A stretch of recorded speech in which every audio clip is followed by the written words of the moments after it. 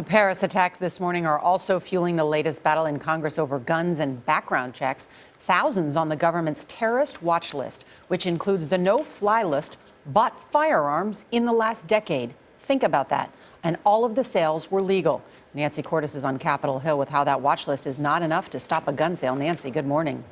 Good morning. You know, a bill to close that loophole has been introduced here in Congress every year for the past 8 years, but it has gone nowhere. Like all legislation involving guns, this bill generates strong emotions on both sides. If you're too dangerous to board a plane, you're too dangerous to buy a gun. Democratic Senator Dianne Feinstein calls closing the loophole a no-brainer. Originally backed by the Bush administration, the bill would give the Attorney General the power to deny the sale, delivery, or transfer of a firearm to anyone known or suspected to be a terrorist. The bill would apply to the approximately 420,000 people on the federal government's terror watch list. A recent government study found that over a 10-year period, the FBI conducted more than 2,000 firearm background checks on people whose names were on the watch list. Less than 200 were denied, and for reasons unrelated to the list. To think that we have this loophole or gap in the law is unimaginable.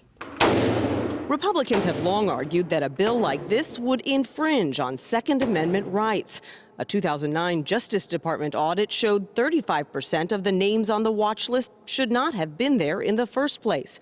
In a statement to CBS News, the National Rifle Association said the legislation does nothing to prevent terrorist attacks and would deny law-abiding citizens their constitutional rights without due process.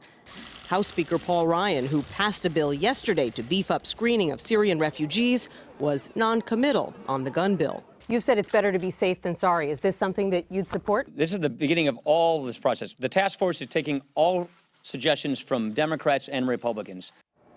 When a firearms purchase is checked against the terror watch list, it does end up helping investigators because that application includes a social security number, it includes a name, an address, and it even pinpoints where the request was made. And that's information, Gail, that agents may not have had before. All right, Nancy, thank you.